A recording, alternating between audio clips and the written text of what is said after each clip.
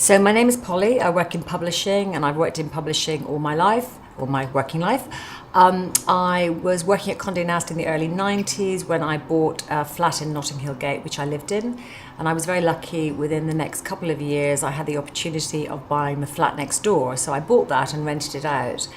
Then as the years went by and I got married, I left Notting Hill, but I was fortunate to be able to keep the first flat that I had lived in. So I ended up being the landlady of 2 flats side by side in Notting Hill, which I still own and rent out. In the early days, it was very, perhaps in a way, not very highly controlled. You didn't have to do quite as much very mandatory things, which I think legally you have to do now.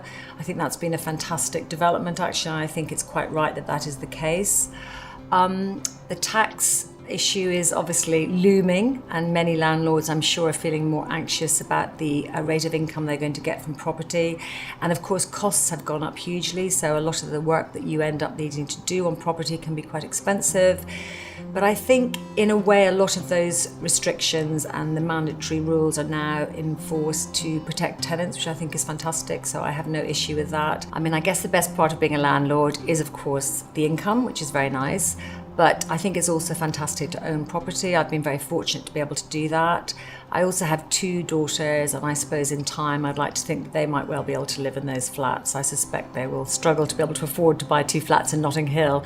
I was very lucky to be able to do that, so having those for investments for them has been fantastic too.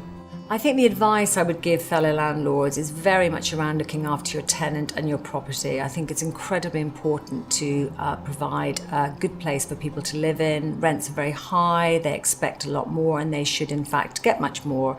So I think the advice I would give a landlord is really listen to your tenant and look after your property, ensure it's a nice place to live. And I think a guiding principle should be, would I want to live there?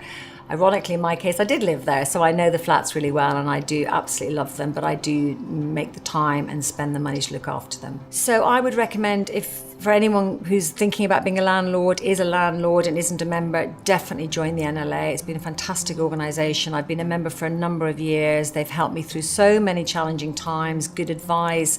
They're fantastic courses. I really would recommend for anybody who's interested in becoming a landlord, or indeed is a landlord and not a member, to join the NLA.